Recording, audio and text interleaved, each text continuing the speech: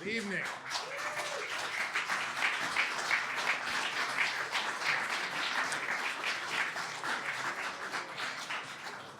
Well, good evening, and I want to say thank you to everybody who joins us today. I want to give a special thanks to the legislative leaders who are with us this evening, beginning with Madam Speaker McClinton. Thank you for joining us this evening and for your hard work.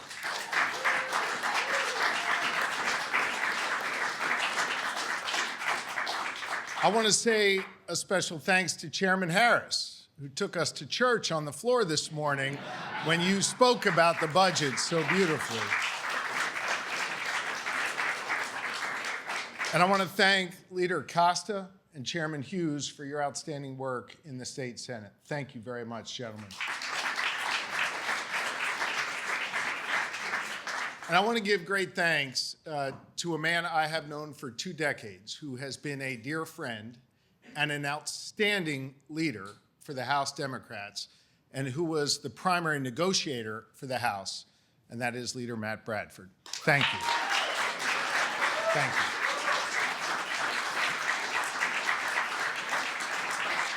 I also want to thank the other leaders who are not with us this evening, especially Leader Pittman, who led the negotiations quite ably in the Pennsylvania Senate. We're all better off for his hard work.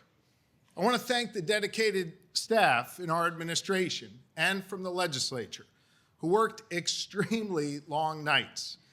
They forwent sleep, and they spent a whole lot of time away from home and their families and loved ones to get this done. I know that the House and Senate have incredible staff, and we had the opportunity to work alongside them. I want to give special thanks to a few members of my team: Zach Reber, Secretary Ori Monson, Secretary TJ Yablonsky, and the person who has been by my side for more than a dozen years, our Chief of Staff, Dana Fritz. Thank you.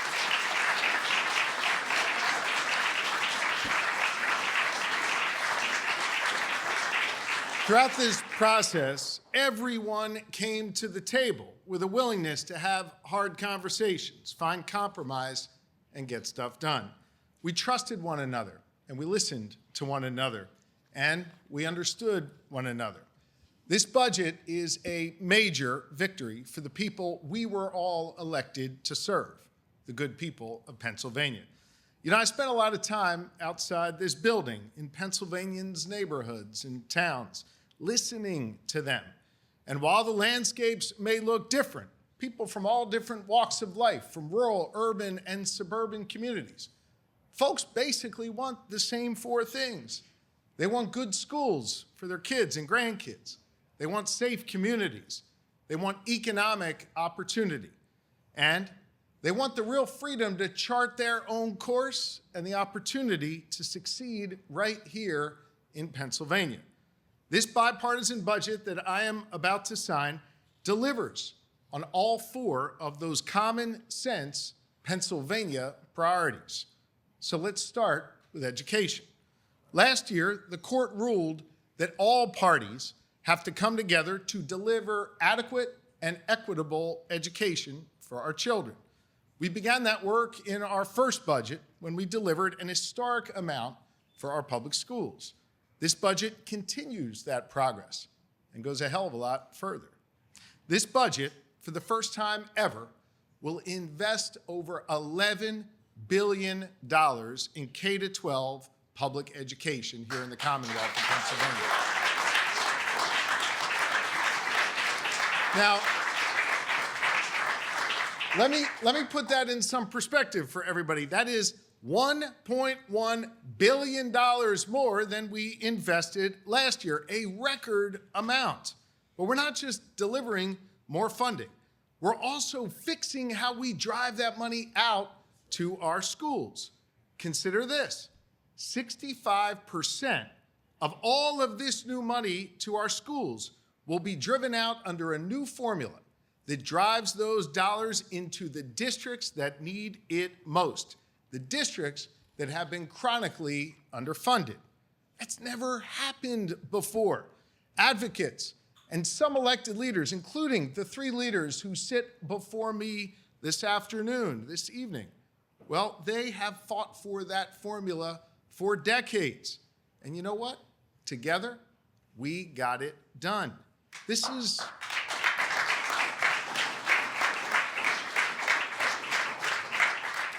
is a huge win, and I'm committed to building on that progress for many years to come.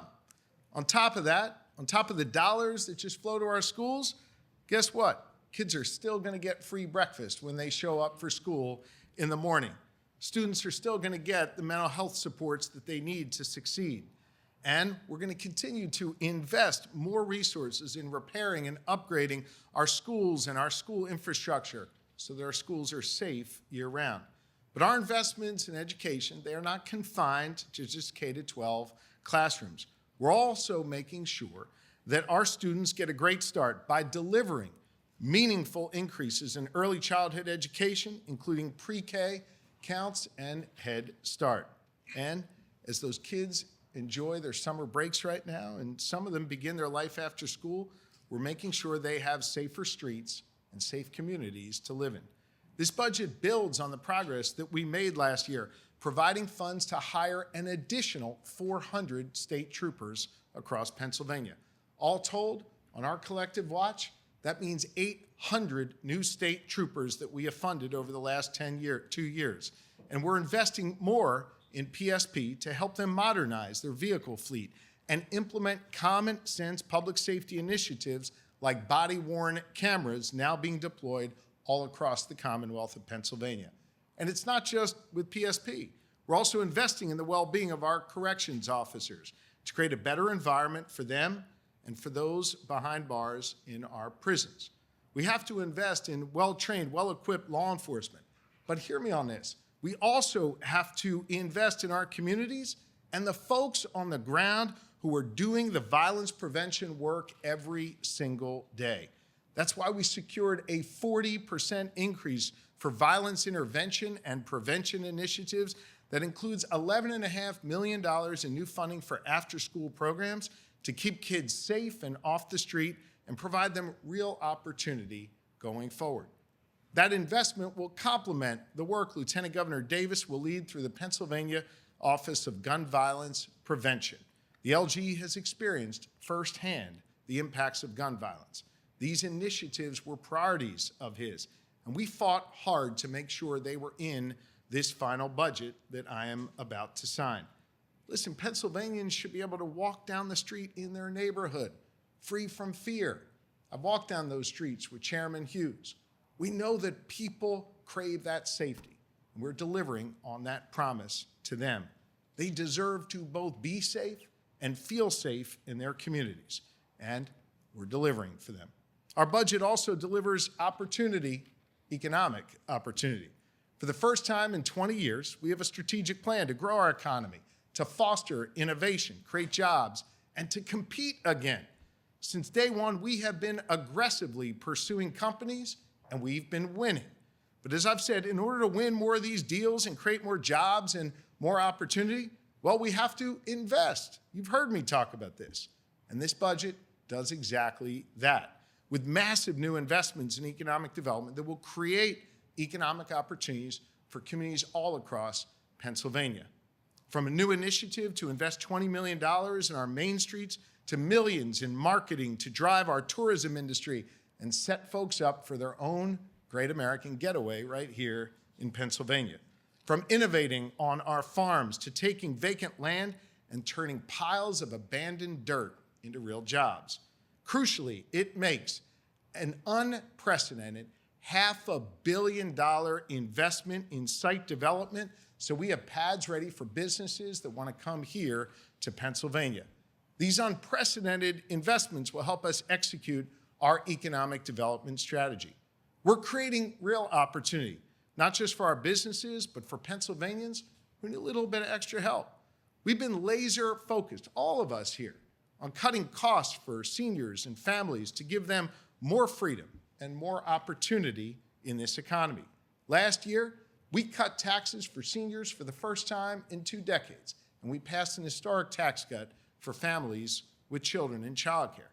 Well, this budget continues that cost-cutting commitment for our fellow Pennsylvanians. For parents trying to afford childcare or saving up maybe to put their kid in college, we've created 2 new tax credits to help you out. For Pennsylvanians paying interest on their student loan debt, well, now you have to pay less in taxes. And for our neighbors in Western Pennsylvania, out where Senator Costa lives in that area, who received government assistance and that we fought hard for after the Norfolk Southern train derailment in East Palestine, those payments will now not be subjected to the personal income tax here in Pennsylvania.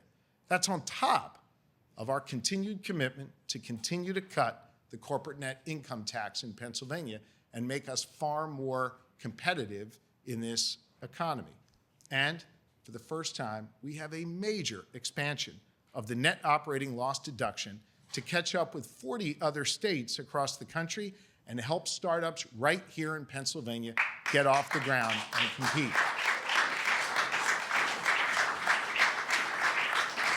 Look, Pennsylvanians in every community, in every background, they deserve more freedom to chart their own course, more opportunity to succeed. Our loved ones and neighbors with intellectual disabilities, well, they deserve to live with dignity and to have the supports that they need to succeed. This budget delivers an historic amount for them and begins the process of finally ending the wait list for services that they need. You know, I have been moved to tears over these years when these good folks who would walk into our offices and wheel themselves into our offices with tremendous courage, only to be ignored months later when a final budget was passed. Tonight, when I called a bunch of those families to tell them about the unprecedented investment that these leaders helped bring about, I was moved to tears again. But this time, it was tears of joy. Tears of joy because we got this done together for them. We respect our loved ones with intellectual disabilities. The IDA community was finally heard in these halls of power.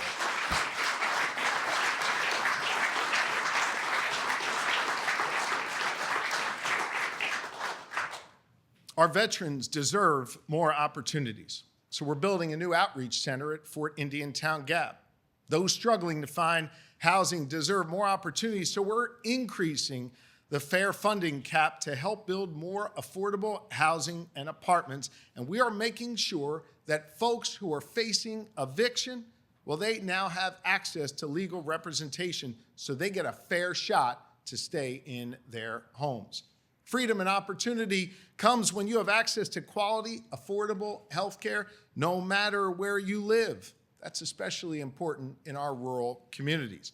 Our budget delivers that freedom and opportunity by investing in them so folks have health care in rural Pennsylvania. You know, there are 280,000 of our fellow Pennsylvanians living with Alzheimer's today. We want to know that our loved ones are being taken care of. So this bipartisan budget delivers by creating the first Alzheimer's disease division ever in the Commonwealth of Pennsylvania.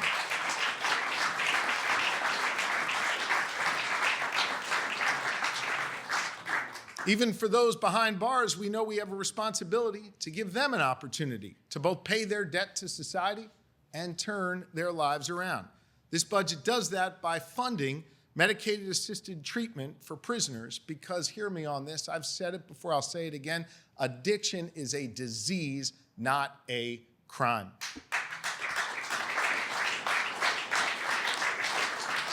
We are delivering historic funding for our schools, for public safety, and for economic development. But this budget is more than just a bunch of numbers on a spreadsheet. You said that, Mr. Chairman, and I heard you. It also delivers common sense solutions to real problems Pennsylvanians face every single day. Let me give you just a few examples.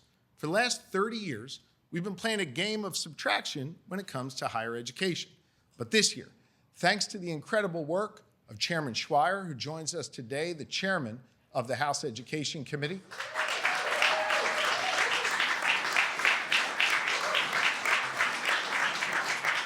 together with the work of Chairman Topper and staff in all 4 caucuses in our administration, We are taking meaningful action for the first time in decades when it comes to higher education.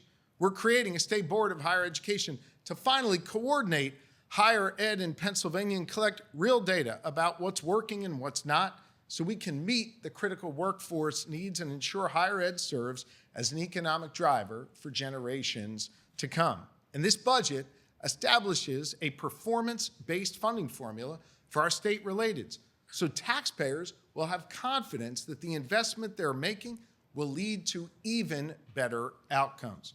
We're increasing our investment in PASHE schools and community colleges, and once again, we are increasing our investment in our 2 HBCUs right here in Pennsylvania.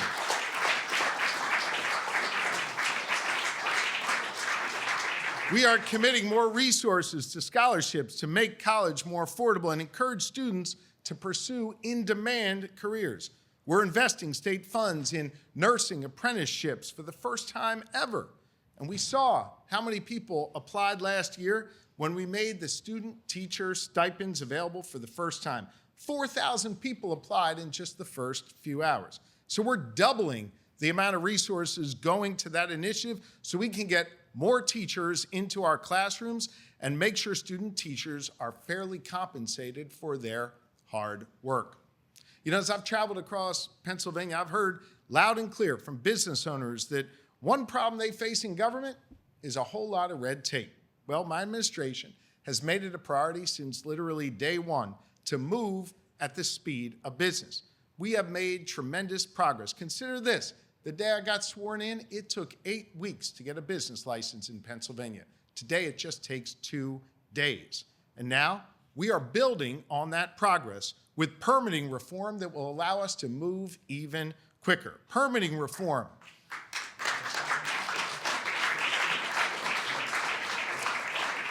Permitting reform, like many of these other issues we're addressing tonight, permitting reform that has been talked about in this building for more than a decade, we are getting it done right here.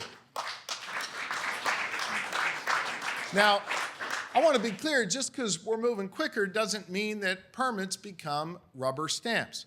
We are guaranteeing a timely response, but we aren't guaranteeing a yes, because we understand that while we move quickly and efficiently, we still have a responsibility to protect public health and safety and our environment. That's why this budget builds on our progress to cap orphaned wells and abandoned oil and gas wells all across Pennsylvania. And as of this week, our administration has plugged 250 wells, more than the last 10 years combined. That means fewer greenhouse gas emissions here in Pennsylvania. The budget delivers more funding so we can continue to ramp up those efforts. And it provides more funding to test for PFAS in our water so we can continue our work to protect Pennsylvanians' constitutional right there in Article 1, Section 27, to clean air and pure water. And while we're protecting Pennsylvanians' health, well, we've got to do a whole lot more to address maternal health.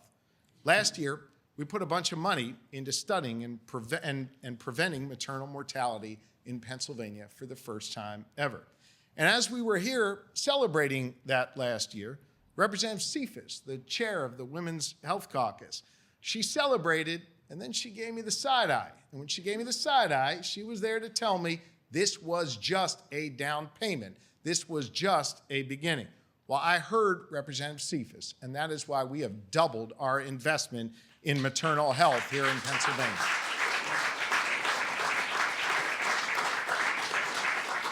This budget also addresses a challenge for so many girls who lack access to pads and tampons at home and at school. Look, I know this is something we don't often talk about. I mean, now I talk about it a lot, but we didn't talk about it before. We didn't talk about it until the First Lady spent time last year meeting with nonprofits and young women and hearing their stories. Lori's spoken to girls who have literally missed school because they got their period and had to run home because there were no products available to them at school. Well, this budget makes pads and tampons available at no cost in our schools because girls deserve to have peace of mind so they can focus on learning. Another big problem Another big problem, not just here in Pennsylvania, but across the nation, comes from so-called pharmacy benefit managers. Let me explain. For too long, we've had this middleman, the pharmacy benefit managers, manipulating and profiting off pharmaceutical system at the expense of consumers and community pharmacies. But this year, we came together to pass landmark reforms to bring transparency to how pharmacy benefit managers operate, to keep more money in Pennsylvanians' pockets, and to help our small and independent businesses thrive and survive. I'm proud to tell you that this is a reform that industry absolutely hates, which means we did something right.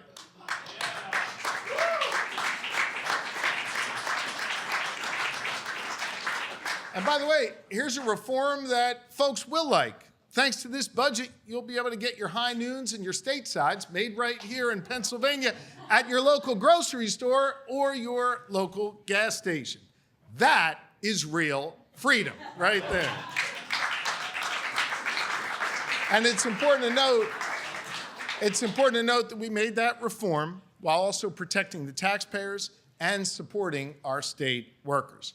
Now, finally, this budget includes a temporary solution for mass transit, a service that nearly 1 million Pennsylvanians rely on every single day.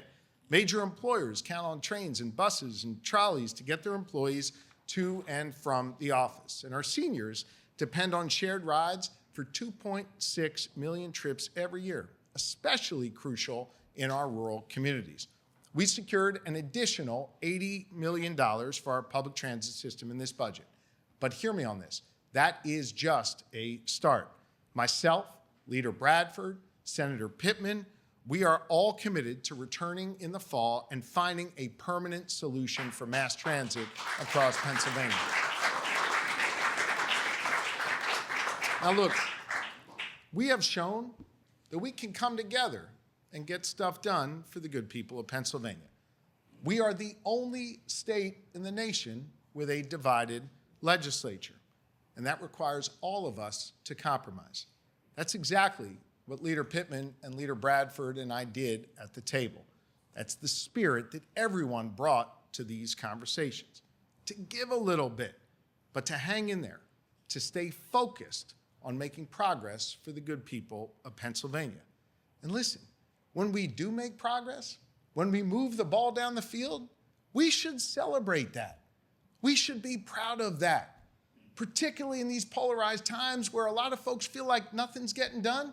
Here in Pennsylvania, we are proving that we can make progress, that we can bring people together to solve big problems.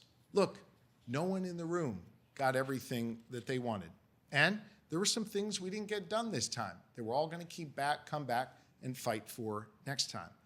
But in a productive democracy, this is how progress is made. By moving past partisan politics and having real conversations, together, we get stuff done for the good people of Pennsylvania. And with that, I want to invite the leaders and others to join me as we sign our budget bill, and then we'll return to take some questions. Thank you all very much.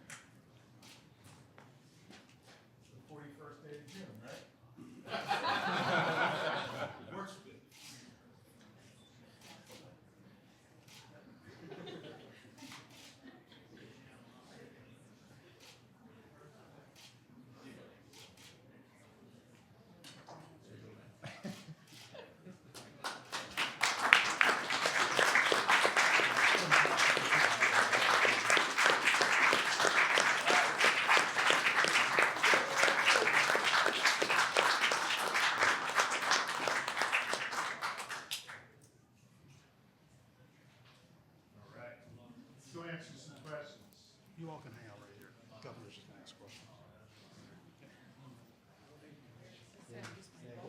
Hang out right here. It was my idea. I want to give this to the lawyers, so this actually, give that to order there. Real document. Y'all want to get in here? Let me take a few questions from the media here. Manuel, Will? Do you want to elaborate on what happened with some of the revenue increases that you proposed, marijuana legalization, skill gains tax? What happened during negotiations? Why were they cut? Well, here's one thing I'm not going to do. I'm not going to get into any conversations from the negotiations that did not end up in the budget or the related codes. As I said before, everybody had to compromise, and we didn't always get what we wanted, but we all are going to come back and continue to fight for the things that we believe in. And the things that I laid out in my budget, I still believe in, and we're going to continue to fight for in the future. All right. Thank you all very much. Dennis. House Republicans especially are concerned about the spend number, $2.5 billion over last year. They're going to say the floor next year is going to be 47.6. That the spending is unsustainable. What's your response? This budget makes critical investments. This budget cuts taxes. This budget transfers an additional $700 million into the rainy day fund. And this budget will have around $14 billion still in surplus. Anything else? Yep. With regard to the higher ed bill, particularly the bill about closer coordination between the community colleges and PASHE, is that what you were looking for in your higher ed plan, or are you going to be looking for more merging of the systems later on? I'm really pleased with where we ended up. We brought a lot of different ideas together. And again, I want to thank Chairman Schweier for his stewardship of this through the House of Representatives. Everybody worked together in a bipartisan manner. I think the product we came up with was very good. We have to continue to fund higher education. That's something I'm going to be committed to in next year's budget and budgets in the future. Governor, to follow up on Jackson's question, President Pro Tem Moore said that from you was a lot of show, but not a lot of go on those revenue generators as well as the tax. Is there any truth to this? This was a bipartisan budget in both chambers. It's something we should be celebrating, and that's exactly what we're doing here this evening. Anything else? Governor. Charlie? Yeah, Governor. So Call him Charlie, but go ahead. He held it off to me. So I just Wait. Charlie yielded to you? Charlie, you're willing to give up your question? I'm hoping I'll get another one. Oh, all right. Well, maybe he'll yield back to you when he's done. Go ahead.